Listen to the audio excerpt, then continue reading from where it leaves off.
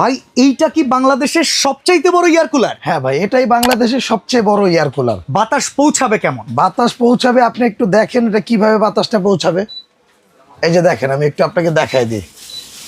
দেখেন, এটা যেহেতু বাতাস তো আমরা চোখে দেখতে পাই না। হ্যাঁ, ওকে, আপনার রুম যত বড়ই হোক, 200 থেকে 300 স্কোয়ার ফিট, এরকম একটা কুলার যদি আপনার বাসায় থাকে, আল্লাহর রহমতে আপনার রুমটাকে শীতল ঠান্ডা করার জন্য একটা ডিজনি কোম্পানির ইটালিয়ান একটা এয়ার কুলারই যথেষ্ট। অ্যাডভান্স লাগবে প্রোডাক্ট এক কিনতে? টাকাও অ্যাডভান্স লাগবে না। এত বড় কুলার কিন্তু কোনো অ্যাডভান্স না, প্রোডাক্ট হাতে পাবেন, এরপরে টাকা দিবেন, কারণ এখন অ্যাডভান্স নিয়েই প্রতারণা করে দোকানদার।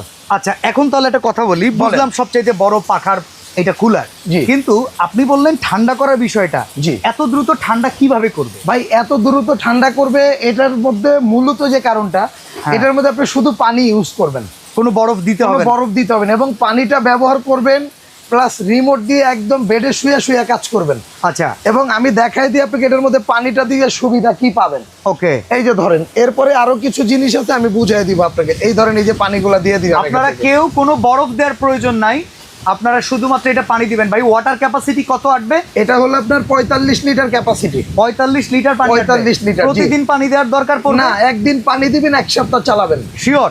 100%। আচ্ছা, অনেক সময় একটা কমপ্লেন থাকে যে কুলারের ভেতরে পানি দিয়ে কুলার ব্যবহার করা হচ্ছে, সামনের দিক দিয়ে পানি এসে